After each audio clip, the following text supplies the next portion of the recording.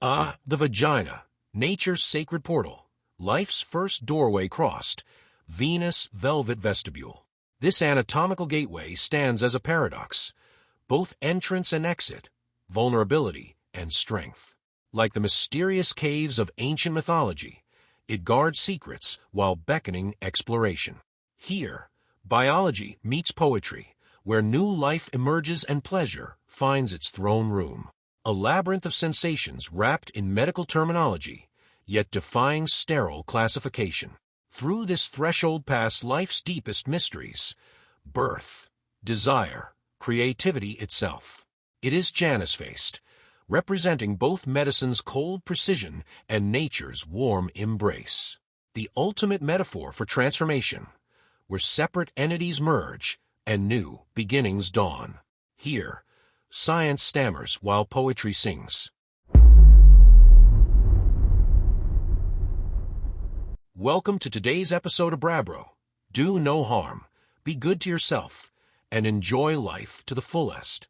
Today, we're diving into the history of attitudes towards female masturbation from the 18th century to the present. Get ready for some seriously fascinating insights. When we think of the 18th century, we often picture powdered wigs and revolutions.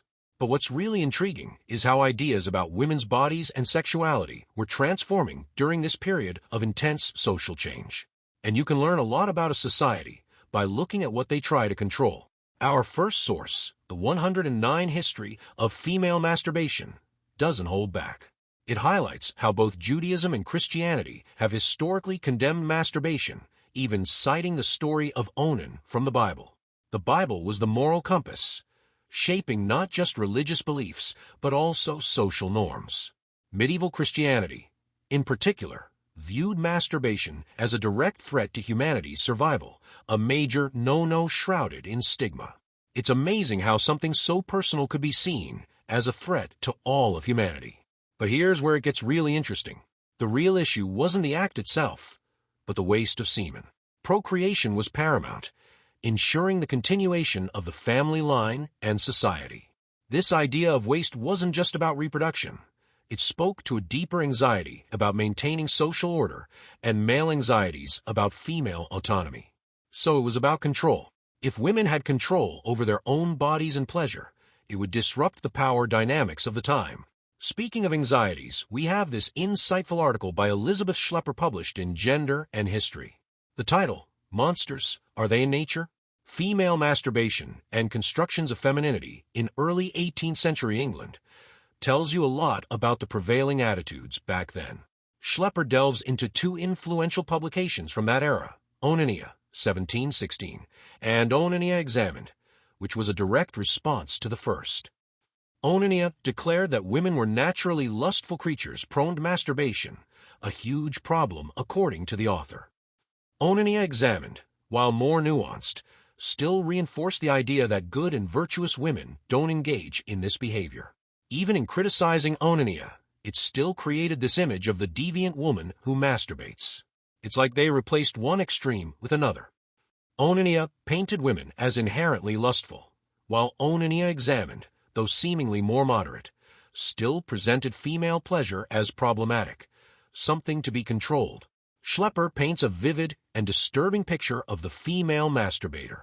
She was doomed to infertility, miscarriages, a life of misery, and regret, basically every fear. Onania even claimed that a woman who masturbated could damage her hymen, making her unmarriageable. This wasn't just about anatomy. It was about controlling a woman's entire future. It was about maintaining control over women's bodies and their choices. It makes you wonder how common female masturbation really was back then. If there was this much anxiety about it, maybe it was a much bigger part of women's lives than these books wanted to admit. That's the million-dollar question, isn't it? Historians continue to grapple with this question, as there's limited direct evidence from women themselves about their experiences with masturbation during this time.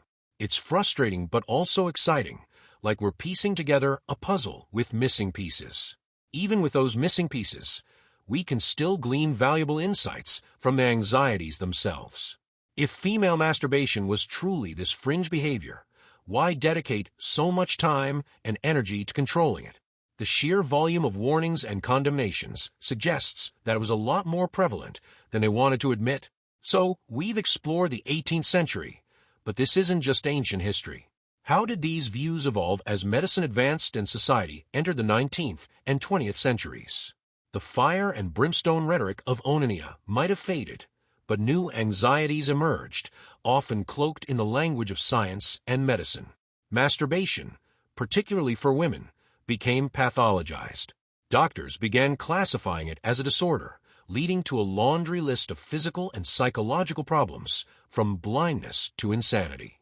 The rise of the feminist movement in the 20th century challenged these harmful and often misogynistic medical claims. Feminists were at the forefront, demanding recognition of a woman's right to pleasure on her own terms. They pointed out the hypocrisy of intense focus on female masturbation while male masturbation was largely ignored or dismissed, exposing the double standard deeply embedded in these medical claims. They argued that these claims about the dangers of masturbation weren't based on sound science, but on prejudice and outdated assumptions about women's bodies and sexuality. It's incredible how these movements for social justice and scientific progress often go hand in hand, each one pushing the other forward. We've come a long way. Open conversations about female masturbation are more common, and there's more representation in media and comprehensive sex education. However, pockets of shame and stigma still exist, especially in certain cultural or religious contexts. It gives me hope that we're moving in the right direction, even if the journey is long and winding.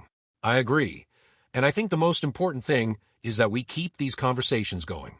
We need to keep challenging those outdated beliefs and create spaces where women feel empowered to explore their sexuality without shame or judgment.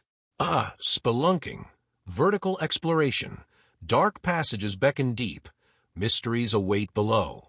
The art of probing nature's mysterious caverns, where every crevice holds promise and each descent brings new discovery.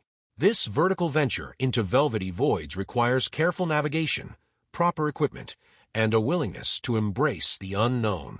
Whether literal or metaphorical, the spelunker must be prepared for whatever depths may reveal, from tight squeezes to unexpected wetness.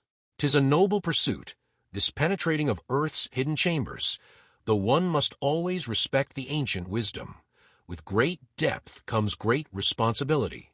So grab your headlamp, dear explorer, and venture forth into these warm, welcoming hollows. Just mind your head, and remember, it's not the size of the cave that matters, but the skill of the spelunker. Forgive me if I'm getting carried away again. Thanks for joining us on this deep dive. Until next time, keep those minds curious and those conversations flowing.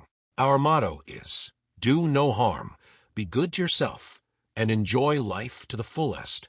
This is Brabro. See you next time.